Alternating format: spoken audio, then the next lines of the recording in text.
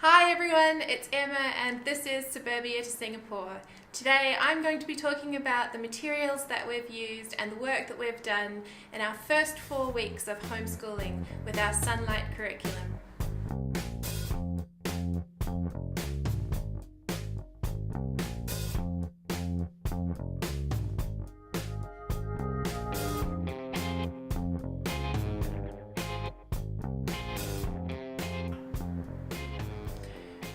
So although I think it's important to talk about why we've chosen to homeschool and why we chose Sonlight, I'm going to do that at another time.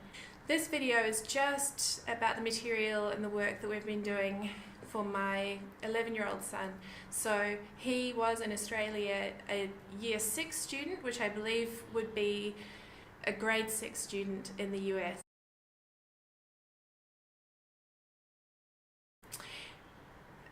I accidentally ordered the wrong language arts package for him. I didn't realise that the language arts component for his age group is actually built into the Bible History and Literature core package. So the readers which they assign are included in that History, Literature and Bible package. So we have package F for him, and I should really have ordered the Language Arts F Instructor's Notes, but I made a mistake and ordered the Level 4 Language Arts package. So I decided to go ahead and use this Year 4 curriculum with him and see how he went, and if it was too easy I would rethink and order Language Arts F Instructor's Notes later on. He's 12 and I think these books are aimed more at sort of 10-year-olds and 9-year-olds. On top of that, his reading tastes are generally he picks books that are very violent and probably too mature for him in terms of the sorts of things that are going on, not just violence but things like suicide and sex and just all sorts of very mature events and themes. So he's been reading Stories from Grandma's Attic, which he hated. He said it was incredibly boring the whole time that he was reading it. But he also seemed to remember details from it. And I remember there was one day we were walking past an HDB, which is the majority of apartments in Singapore are built by the government, and the majority, I think 85% of local Singaporeans live in HDB apartments, and there are often feral cats that live at the bottom, and they're feral but people feed them, and they're not, they won't attack you or anything. But we were walking past one of them and Maxim remembered a story from Grandma's Attic about a doll that came alive on the fire because it was stuffed with popcorn kernels, and they'd wet it and they were trying to dry it out, and the popcorn kernels started exploding and they thought that it was alive, and then they realised what was happening and that they would have to restuff the doll. And one of the mean brothers, as Maxim described him, said they should stuff it with catnip and throw it to the cat.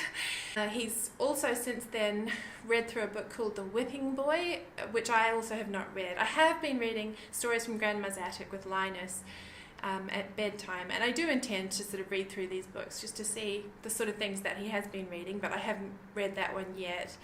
And he's now reading The Children of Noisy Village. So each day in the morning we start with the assigned reading from these independent readers, and then afterwards they have different writing tasks that they need to do, and then there are also spelling tasks. So it's very regular, Mondays and Fridays, copy work. So they're just given a passage from a passage from the books, and they have to copy it out. And the idea is that they copy it, they pay such close attention that their copy work is perfect, and they've copied all of the punctuation and all of the capital letters and all of the spelling.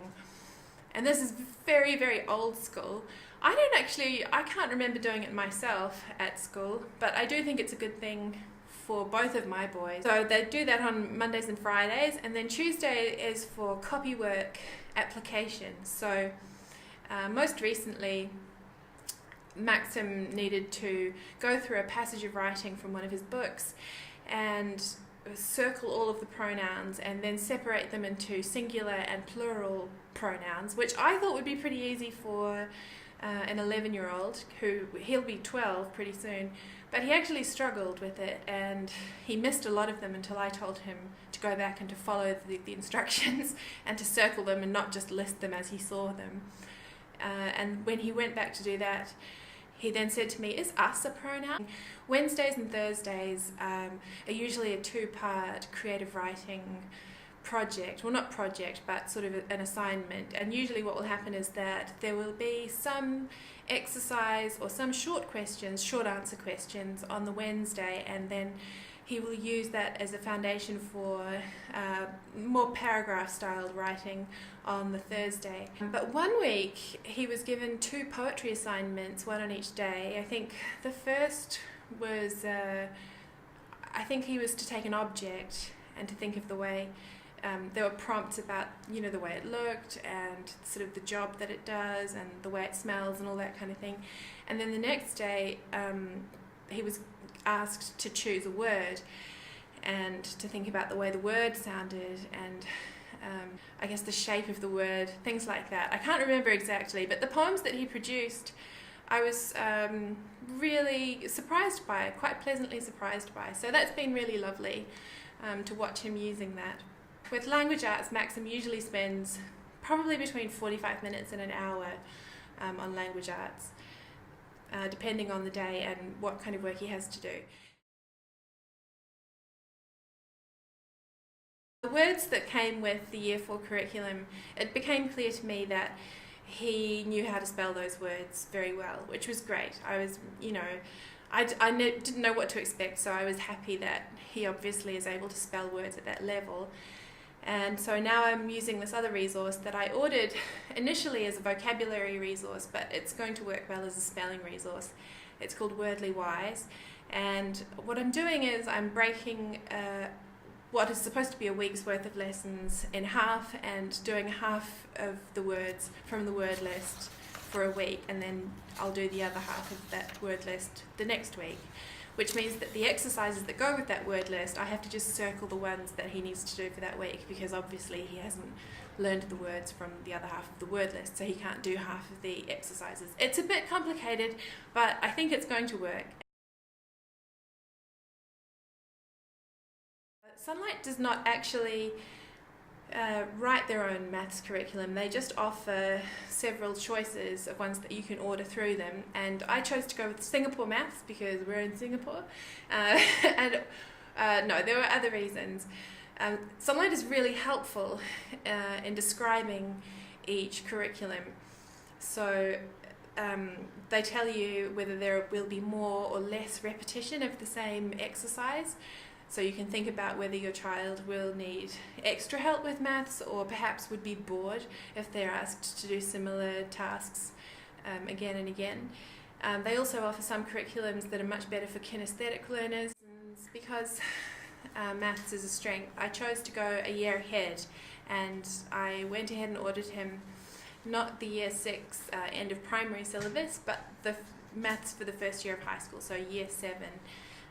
And one of the things I really loved about Sonlight, one of the selling points for me, was that there were instructor's notes that came with all the learning materials, and it set out for you exactly what you needed to read for that day, exactly the exercises that the children were going to be doing. And because they don't write the maths curriculum, you have to do all of that yourself with the Singapore maths curriculum. You're basically given a teacher's kit, so at the start of the teacher's manual, they do suggest a weekly schedule for all of the topics, and they say that this is just a guide and you should go with the needs of your particular students. But I thought for the first 4 weeks we'd try and stick more or less to the weekly guide that they'd suggested at the front, and I would just see how we went with it. And we have rocketed through a few pretty difficult things, in my mind difficult for someone who is 11 turning 12. So he's done the start of algebra, he's been doing arithmetic with fractions, and number sequences. It's basically been, I think, revision, and he, I suppose, would have gone on to do these things this year in Year 6 Maths in Australia, but his exposure to them now is this revision program over the last 4 weeks.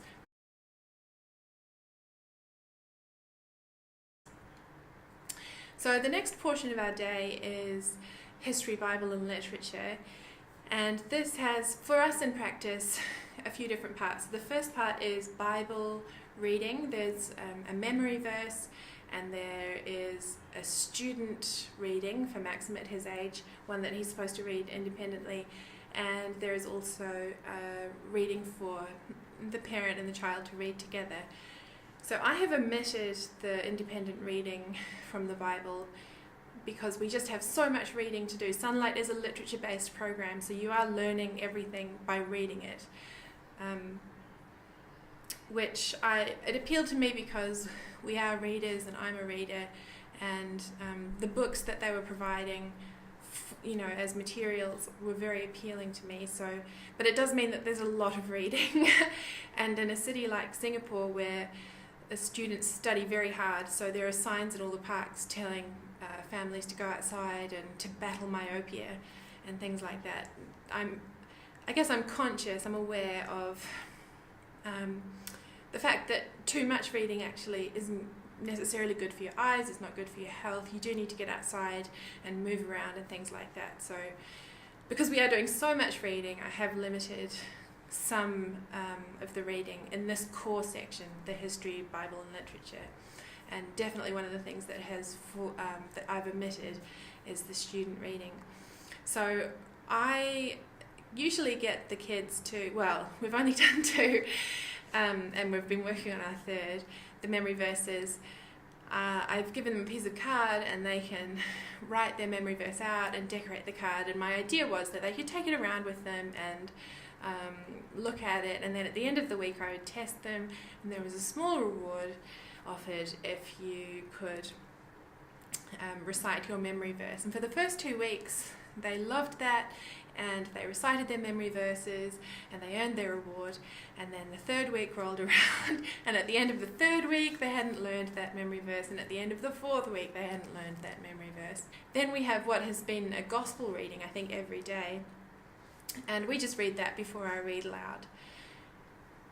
So every day you read aloud to your children, and Sonlight brand this on their website and in their curriculum notes, the best part of your day, which is so cheesy. It is totally like the best loved reading to my kids. But also the choices that they have made with the read alouds, I have really enjoyed reading with Maxim. The first book that we read was called Where the Mountain Meets the Moon, and it's a fairly contemporary book. It was written by Grace Lin, who I think her parents were Taiwanese and then emigrated to the US, and I think she was born there or she moved there when she was very young. So essentially she was the first generation of her family to live in sort of the suburbs in the United States. And this book is just, it's a beautiful book. It's very beautifully typeset. The quality of the paper is very nice. She has actually, I didn't realize until we read the notes about the author at the end, but she in fact illustrated the book as well, and there are some gorgeous illustrations at the start of each chapter. There is a beautiful kind of, it looks almost like a woodcut drawing or a lino cut or something like that. And then all through the book there are these really colourful illustrations just of particular scenes that happen in the book. The book itself is it's really sweet, but it's also it deals with quite heavy themes, parenting and marriage and attitudes that are passed on through generations. It was a gorgeous book. Within the bigger story itself, there are smaller stories, like the story of how the dragon came to, or the story of the dragon that couldn't fly, or something like that. And it's a particular character telling a story about something, but it's framed as the story of. And I found that just so lovely. We're currently reading a book now, as I read aloud, called Young Fu of the Upper Yangtze, I think it is. Or it could be Young Fu of the Lower Yangtze. I think it's Young Fu of the Upper Yangtze. Felt like it's been very good for him to read about a time where there was a lot of violence around, to understand that this is something real. Like, he reads about it in a very sort of fantasy-based context, but for a lot of people today, and a lot of people previously, and for a lot of people in the future, this is everyday life, is, you know, violence and fear and things like that. I wanted him to get a sense of that for some people this is not, you know, an adventure that they go on inside a book. This is what life is. Because it's written in the 30s, it's quite slow going, because the language itself is from a different time period. It's from almost 100 years ago. So we stop frequently and I'll say, "Did you understand that word?" And he almost never does, and I explain it to him, and then he understands the joke or what is being said. But it's slow going because of that too, but we are enjoying it. Because I didn't realise completely how the language arts and Bible history and literature packages worked for a child of his age, I didn't realise that the independent readers that were assigned in the history, Bible and literature component of study were the ones that he was supposed to be using for language arts. I just thought that he had even more reading to do, so I was assigning him chapters to read from these other readers, which he was really struggling with, poor kid, because it was too much reading. It was more than even Sonlight was asking him to do, and Sonlight is known as a program that asks children to do a lot of reading. So he was reading even more. And his first independent reader was Mission to Cathay, and he complained that he found it incredibly boring and nothing was really happening. And I saw this book and I thought immediately, like, it's called Mission to Cathay. So immediately red flags are going up. And I thought, well, I'll read it to him. I'll add a second reading time to our day and we'll read this book together. And I feel so ashamed now to admit that I had all these ideas about what this book might be. It's a really lovely story. It's a funny story about a real person, but it's a very fictional account. A real person called Father Matteo Ricci, who went in the 1600s, I think, to China and tried to set up, the first church there, basically. And it tells a very fictionalized account, but in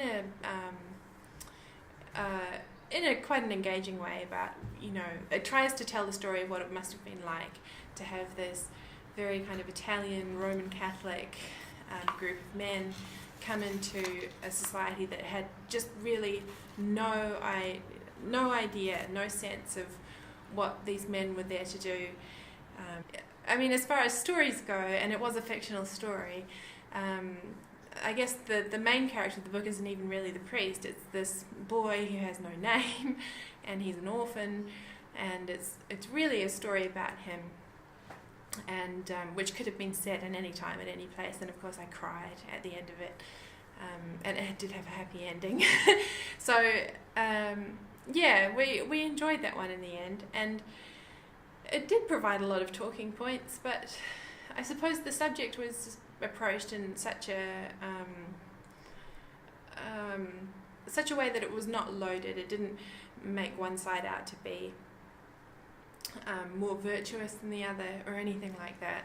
It really focused on, I suppose, the comedy of the situation of these two cultures trying to understand each other and trying to get along together. So it actually turned out to be very good. I found it to be a very good book to read.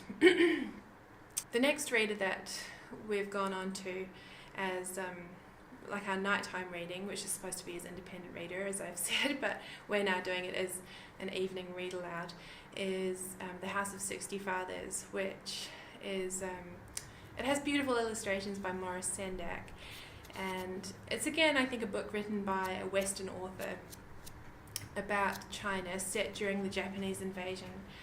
And we're just part way through that at the moment, and it's quite harrowing.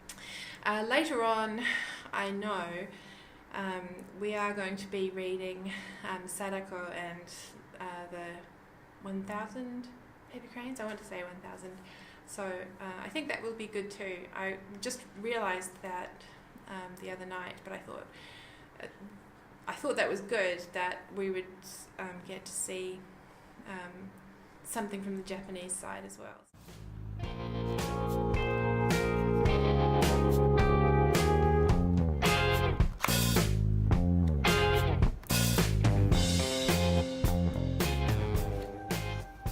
Aside from the read alouds at the independent readers, Maxim then has encyclopedia work to do. He's been working from a book called Journey to the Eastern Hemisphere, which is gigantic. It's sort of a Lonely Planet crossed with like an Encyclopedia Britannica. And it gives a lot of information. At the moment he's been studying China, and it's given a very complete picture in terms of climate and geography and economy and daily life and like animal life and plant life and history and all those sort of things. Just, very magazine style, very short accounts of each. And then he writes in this Eastern Hemisphere notebook. So he gets a few pages from that each week. And again, the Sonlight instructors' notes make it really easy because they tell me which pages to read from each of the independent readers to the page. So they tell me, read these 2 chapters today. And then for his encyclopedia work, it'll say, read from this page to this page, and then fill out these questions in the Eastern Hemisphere notebook pages. So a lot of the Eastern Hemisphere notebook is just very straightforward. It's everything you'd expect. Write down 3 things that you've learned from this passage that you've just read, some map work, draw a picture here of something from this passage that you've read. But there have been some nice things. There was one day where he was asked to make a poster about an animal from China, and he wanted to do a bit of research and look for pictures online. And I said, okay, well, I'm going to put a 10-minute time limit on this for you. And in 10 minutes he found all the information he needed. I think he might have printed it out, and then he made this lovely poster that was really cute, and I thought it was really funny, so he finished that.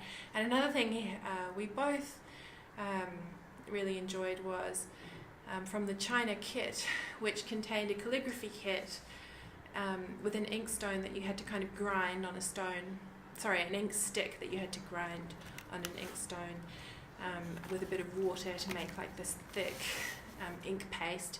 And then it came with brushes and everything, and it told you how to get the ink onto the brush so that you could make nice strokes on the rice paper, which was also provided.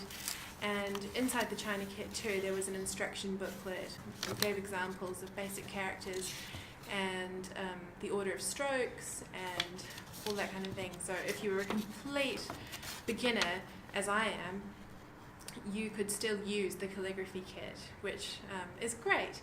Maxim is actually not a complete beginner. He was fortunate to have some instruction at his previous school in Sydney. He's done a year of Mandarin, and he's learned a few characters and things like that. But he's still he'd painted characters before, but he still enjoyed doing this. Every few weeks, Sonlight takes a break from encyclopedia-type learning and gives students a biography to read instead. So this is a story about another missionary, I believe a doctor, who ends up going to China because he feels led to do so. Maxim said that he prefers the encyclopedia work. I haven't read this yet myself, so I'll be interested to see what it's like when I flip through it.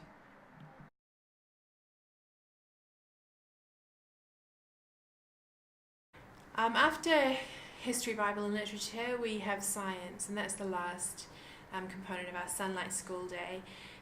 I picked for him the human body science package for boys. You can pick it either for boys or for girls. I think there's only one book that's different, and it's the boys' body book, and for girls it's called The Care and Keeping of You. And he has been looking at systems just for the last little while. He's been using 3 books, which are the Usborne Complete Human Body book, I think it's called, which is, I've used lots of Usborne books before and they've always been wonderful, and this one is no exception. It has lots of beautiful, bright pictures and photographs and language that's very easy to read. He also has another book called Blood and Guts, which has funny pictures and talks about things in a kind of more informal way. And then the other book that he's been reading is, I think, Nutrition for Every Kid, Diet and Nutrition, Food and Nutrition for Every Kid, something like that. And that's been great too, because that really is just about digestion. He does have a better understanding now than he did before he started about how food is processed by the body and why therefore it's good to eat a certain way and it's good to eat certain foods. At the moment he's looking at the circulatory system, and I think his understanding overall of the circulatory system will be better after he's read his passages and filled out the worksheets that he's given.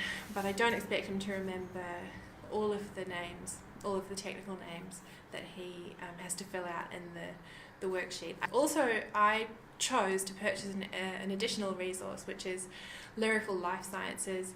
It comes with a CD and like a workbook and a book with the song lyrics, and these are hilarious. We've been listening to, I think it's just called The Human Body, the first track, and it talks about all the different systems that exist within your body, and the chorus goes, "These systems are keeping you alive."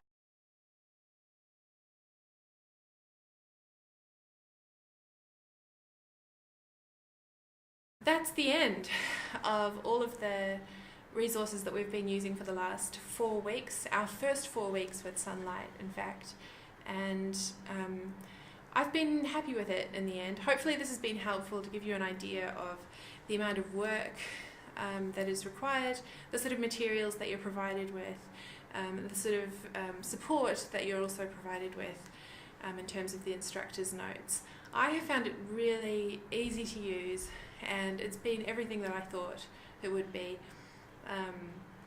It's been very predictable, very easy to plan. I probably spent about 3 hours on a Sunday evening planning my lessons for the week. I don't know how necessary that is. I think there are other parents using Sonlight, and they also have reviews on YouTube. So I urge you to check those out, and if I know of any, I'll link them below, because I know that there must be people who do less planning than that. So 3 hours on a Sunday night, and then each day I have the day's work set out in front of me, and it's very easy to just guide us through. I will talk more about our school routine and about the particular way in which I plan, but I have just found for myself, watching other people's videos, that it's much easier if you, well, for me it's been much easier to have that segmented into separate videos so that I can put something on when I'm in the mindset of listening to that particular topic, and yeah, it's separate from other things that I might want to know at a different time. Okay, thanks very much. See you next time.